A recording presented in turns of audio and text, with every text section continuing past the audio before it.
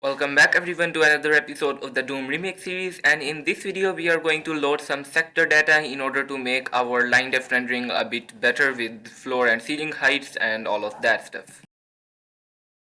So to begin, let's first of all open up our engine.c, and if you remember in the last video we had this kind of thing here where we could like move around, and we have got like our map here, and we basically, it's like a working representation of the only the walls that are fixed. Now for making them correct height and stuff, we are gonna need to load some more lumps here. So we are gonna first of all load sidedef, and then we are gonna load sectors. These two lumps are the ones that we now need to load, and let's just copy the line def ones, and now we can just change this to sidedef, and we of course the sidedef format is going to be different. So for the sidedef, this is the format of the sidedef lump, and we are going to load it according to this format. Alright, so we are gonna, before we implement that, we are going to add some new fields to line def, which is gonna be the front and the back side def. And as I said, we're only gonna read the data we really need, so now we can go down here and we can read both of the side def. So we're going to read the front side def here and the back side def as well. The front side def index is at offset 12, while the back one is at 12 actually, and the front is at 10. And for reading of the side def, each side def is 30 bytes in size, but of course we don't have the appropriate fields in map, so we can just go here and create this. So a number of side defs and then an array of side defs, and we'll define the side def structure here. We'll fill it later. Currently we just leave it empty. And now let's move on to WOD, and inside of this we are going to use basically allocate the appropriate side defs here. And now for the actual filling of this, we only need one thing actually. So we are going to remove these two, and we are going to only load the actual sector number or the sector index of this side def, the one sector that this side def is facing, and the other data is related to textures. We don't really need that right now. So with that we have got this here, and now we need to load the actual sectors. So this is the format of the sectors that we'll be using, and now let's go ahead and load this. So to start, first of all, inside of map.h, I'm going to create a sector structure here, and currently we are going to only have two things in here. One is the floor height and one is the ceiling height of the sector. We don't actually, we are not going to use the other attributes for now, so we'll only add those that we need. Now we are going to just copy and paste this sidedef one, and we are going to change this to load sectors.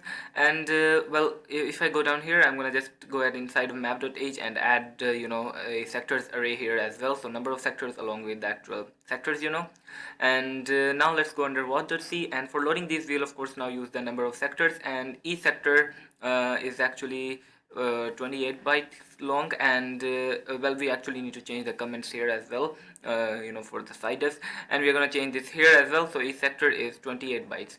Anyways, now we can go ahead and change this to use num sectors instead of num sidedef, and we are going to of course change this to use sector, the actual sector structure for the allocation of memory. And now we are going to assign each sector's floor and height here accordingly, and for that we are going to have to just assign that, and these are the like first two elements. So this is at offset 0, the floor, and the ceiling is at offset 2. Of course these are signed values, so we are going to convert them to int 16s, and we need to increment these by the correct values in both sidedef and read sectors. And actually I made a little bit of a mistake. The sector is actually 26 bytes long, not 28 bytes, so we'll need to change that. Anyways, with that we can go ahead and go under our engine.c, and in here we can now start using these sectors to kind of get the floor and ceiling height and everything. So for that we are going to create a sector pointer here called the sector, which we are going to just set to the sector is obtained by getting the line def front side def, since this is a one-sided line def, we only care about the front one, then getting the sector index of that, and then getting the sector from that sector index. Now with this we have got our sector, and we would like to take the ceiling and floor height from this sector. So we'll get the sector's floor height, divide that by scale of course, and the ceiling height similarly, and this is going to be float instead of int 16. We're going to cast it, and now we can move down here.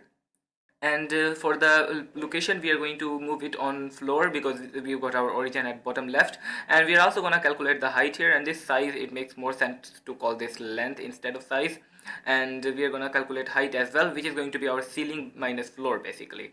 And we're going to calculate the angle separately here, and we can just scale it by height, and it gives an error because of an incorrect header inclusion in map.h. And of course we'll need to actually call the read sidedef and read sectors functions inside of our what read map. So we are going to read the sidedefs and the sectors, and for the index here we are going to put the appropriate sidedef index and sectors index like we are supposed to.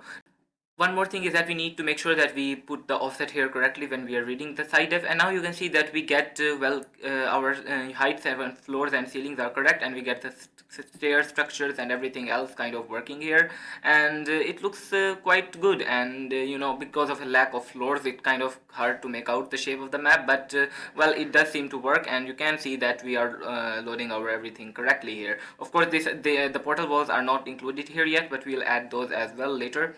First of all, let's just go up here and well, let's go ahead and add the other stuff. So for now, we are gonna just put a sector pointer here inside of wall node as well, and let's make it a const sector pointer. And this will be used to we'll just generate a random color for each sector. So later on, we'll of course need to access different data about the sector as well, but for now, this is gonna be all we need. So we are going to set the node sector to the sector that we get, and of course for using that, when we are assigning the color, we are going to use this function here, which will just create, which will call get random color, and this will take a pointer and it will generate a consistent color. So given the same pointer, it will always generate the same color.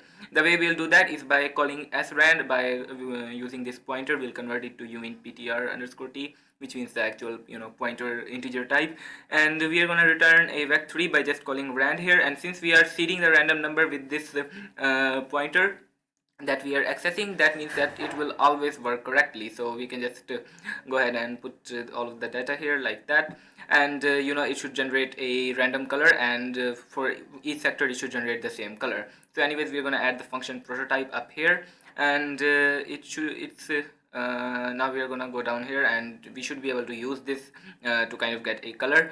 So we are going to go ahead and get a vector3 color here, which will set to node sector. We'll basically use node sector to get the color, so we're going to use get random color, and that's going to be our pointer, and it's giving a warning. We'll fix that in a second, and for here we'll just pass color.x, y, and z, and the alpha value is going to be 0. And anyways, we're going to change this to use a const void pointer instead of a void pointer, and that should now work. And you can see that we get, well, some artifacts. That's because of a lack of depth testing right now.